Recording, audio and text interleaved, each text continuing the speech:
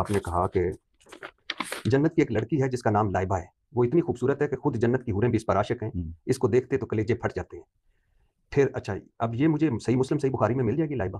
نہیں، حضور صلی اللہ علیہ وسلم نے صحیح مسلم صحیح بخاری میں ساری حدیثیں، باقی کوئی نہیں۔ اللہ رسول قرآن صحیح مسلم صحیح بخاری نہیں، یہ کسی امام نے ساری صحیح کتاب ہے۔ سر کسی امام نے لائبہ کو ڈسکور کیا؟ جی ابن القیم رحمہ اللہ نے سب سے پہلے مصنف ہے جنہوں نے جنت پہ قلم اٹھایا، ابن القیم۔ اور ابن القیم اتھینٹک شخصیت ہیں حدیث میں، تو میں جنت ان کی کتاب سے بیان کرتا ہوں۔ ارشاد بھٹی کا یہ سوال کہ اس کا ثبوت قرآن، بخاری، مسلم ان سے پیش کریں، یہ سوال بنیادی طور پر درست نہیں تھا، جیسا کہ مولانا نے اس کا تذکرہ کیا۔ ہاں، یہ سوال کرنا چاہیے تھا کسی کتاب سے اس کا ثبوت پیش کریں۔ خیر، بعد میں ارشاد بھٹی نے اپنے سوال کا انداز بدل دیا تو مولانا نے ابن قیم رحمۃ اللہ علیہ کی کتاب کا حوالہ دیا۔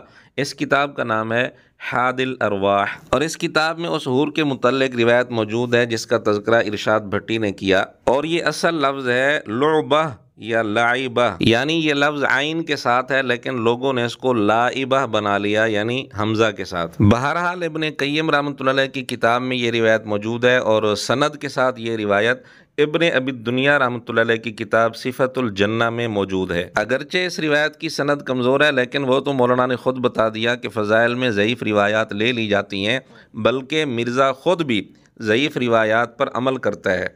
میں بازار میں جاتے وقت وہ والی ضعیف روایت والی دعا کرتا ہوں، لا الہ الا اللہ وحدہ لا شریک لہ۔ خیر، اب چلتے ہیں مرزے کی طرف۔ مرزے نے مولانا طارق جمیل صاحب پر اس حوالے سے کیا تبصرہ کیا ہے وہ سن لیں۔ یہ سب بھٹی صاحب نے نا وہ ایک تھمبنیل بھی بنایا جس پہ لکھا لائبہ جو حوروں کی سردار ہے، اس کے حوالے سے کوئی روایت ہے جو انہوں نے اس انٹرویو کے اندر جس کا ذکر کیا، اور 130 فٹ قد اور یہ سارا کچھ؟ دیکھیں، طارق جمیل صاحب نے کہا تھا، میں یاد تو مجھے نہیں ہے۔ حالانکہ مولانا نے اس پر ابن قیم رحمۃ اللہ علیہ کی کتاب کا حوالہ دیا تھا، اور اس کتاب میں ہم نے وہ روایت دکھا دی ہے۔ تو ہم بھی لائبہ کو تلاش کرتے ہیں، آپ بھی کریں، طارق جمیل صاحب بھی کرتے ہیں۔ یہ تو اب عوام کا کام ہے کہ لائبہ کو ڈھونڈیں کہ وہ کدھر ہے، اور یہ لائبہ کی وجہ سے بڑی مصیبت کھڑی ہوئی ہے۔ میں نے تو اپنی وائف سے وہ بائی چانس اس کو ڈسکس کیا کہ اس طرح بھٹی صاحب نے یہ لائبہ کو ڈسکس کیا ہے، مجھے کسی نے بتایا ہے، تو وہ بھی آگے سے ہنسنا شروع ہوگی۔ اس نے کہا پھر ٹھیک ہے، اب لائبہ کے پاس ہی جاؤ، ادھر میرے پاس کیا لینے آئے ہو؟ مرزے نے اپنی بیوی کا جواب نقل کیا۔ یہ وہ بیوی ہے جس کے متعلق مرزا کہتے ہیں میں نے اس سے مار کھائی ہے لیکن کبھی اس پر ہاتھ نہیں اٹھایا۔ یہ وہ بیوی ہے جو مرزے کو کہتی ہے ہاں پتر ہون سنا۔ تو پھر بعد میں میری بیوی مجھے کہہ رہی ہوتی ہے ہاں پتر ہن سنا۔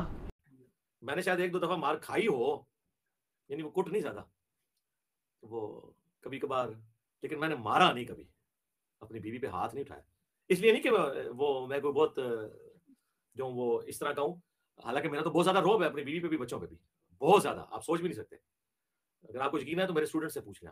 بہرحال مرزے نے کہا کہ لائبہ حور کو ڈھونڈو، تلاش کرو، وہ تو ہم نے روایت پیش کر دی۔ لائبہ یا لعبہ اس کا نام ہے، اور وہ روایت موجود ہے، اگرچہ سند کے اعتبار سے کمزور ہے، لیکن روایت بہرحال موجود ہے کتب حدیث میں۔ ابن ابی الدنیا رحمۃ اللہ علیہ نے سند کے ساتھ یہ روایت لکھی ہے۔ دوسروں کی بیان کردہ باتوں کو ڈھونڈنے کی بجائے مرزے کو حیا آنی چاہیے، کچھ شرم آنی چاہیے کہ مرزے نے جو خود باتیں کی ہوئی ہیں من گھڑت، جن کا دنیا جہان کی کسی کتاب میں کوئی ثبوت نہیں ملتا، مرزے کو تو پہلے یہ کوشش کرنی چاہیے کہ وہ ان کو تلاش کرے اور ان کو ڈھونڈے، اگر نہیں ملتی تو توبہ کرے، رجوع کرے۔ آپ ایک فلم ہالی ووڈ کی دیکھ لیں نوحہ، اس میں انہوں نے بتائی ہے کشتی کیسے بنی ہے، راتوں رات درخت اگے ہیں، ان کے پھٹے تیار ہوئے ہیں، معجزانہ طور پہ ہوا سب کچھ، اور یہ ایک دن میں کشتی نہیں بنی ہے، کئی مہینوں میں بنی ہے۔ وہ اس کے اوپر ہالی ووڈ والوں نے ایک فلم بھی بنائی ہے نوحہ کے نام سے۔ اس کے لیے جو مٹیریل پرووائڈ کرنا ہے وہ بھی انہوں نے خیر اس فلم میں دکھایا ہے، معجزانہ طور پر پانی آتا ہے اور وہ اتنے بڑے بڑے درخت ایک دم اگ جاتے ہیں، اور اس کی لکڑی بھی اس کے مطابق ہوتی ہے۔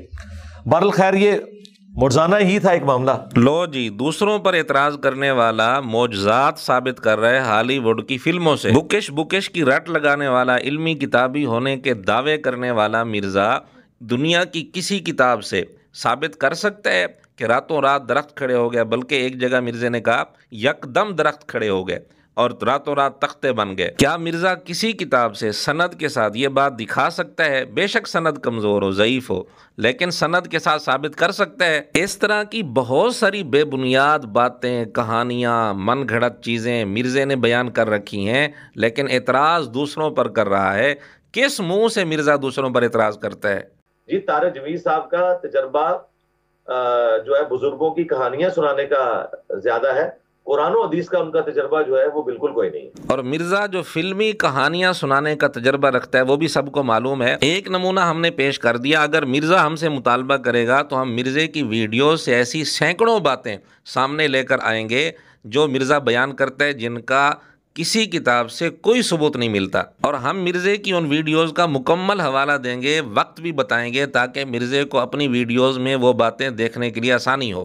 تو یہ تو میرا طارق جمیل صاحب کو ہی جواب دینا چاہیے کہ وہ صوفیوں کی کتابوں سے عجیب و غریب قسم کی سٹوریاں بیان کر کے مسلمانوں کو آزمائش میں کیوں ڈالتے ہیں۔ ہمارا بھی سوال ہے کہ ہالی ووڈ کی فلموں سے معجزات بیان کر کے مرزا کس کو آزمائش میں ڈال رہا ہے؟ حوروں کا ذکر قرآن میں موجود ہے، سورۃ الرحمن کے اندر، باقی سورتوں کے اندر، بخاری مسلم میں موجود ہے، جو وہاں پہ ذکر ہوا ہے نا اس کو ہی بیان کیا کریں۔